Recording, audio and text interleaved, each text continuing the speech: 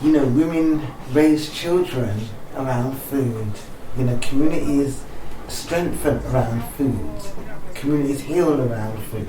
A story not only talks about how something can nourish you, but it also talks about how people migrate in their journey. It actually builds and breaks societies,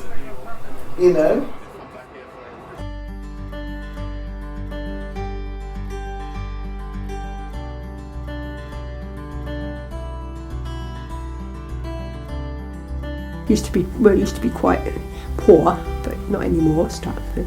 People can't believe the train station to what we used to. You used to go down there and if it was dark, you'd think, this is a long corridor. And also along the high street itself, although they're all mainly other cultures and other countries, there's still life, isn't there? You can get food from so many different places along the high street now. Well, they got rid of all those because that's where we had a lot of stalls along there. And once it was made into a mall, they went. It's good, the Olympic Park especially. I went there before it was actually open. They did coach trips round it. And that was interesting. No, I think that's good because it's good facilities for all over the country. People come, don't they, and there's things going on. That's when Stratford's extra busy for all the visitors. No, that's good. Millions and millions been spent in Stratford, isn't it? And still being spent. Well, that's the way of things are now. When I was 21, I went for a job in Marshgate Lane, so I had to go down for this interview, walking down Marshgate Lane, right to the end, and suddenly I'm near the canal and it all looked very nice. Nice modern factories. I thought, oh well, I'll come down here to work, which I did. And it was a chemical factory. It was called Rousseau Laboratories, where I was looking out of my office window and we could see miles of nothing. It was just empty land.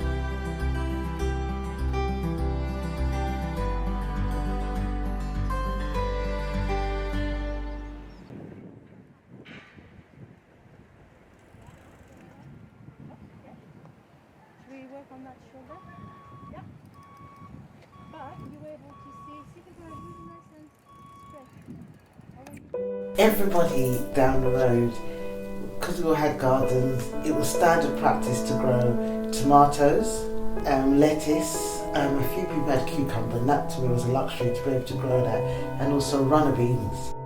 So West Indians, if you ask them about Saturday soup, they will say they know what I'm talking about. So Saturday was always soup, chicken, beef, with dumplings and potatoes. Oh, we grew potatoes, I forgot, yeah.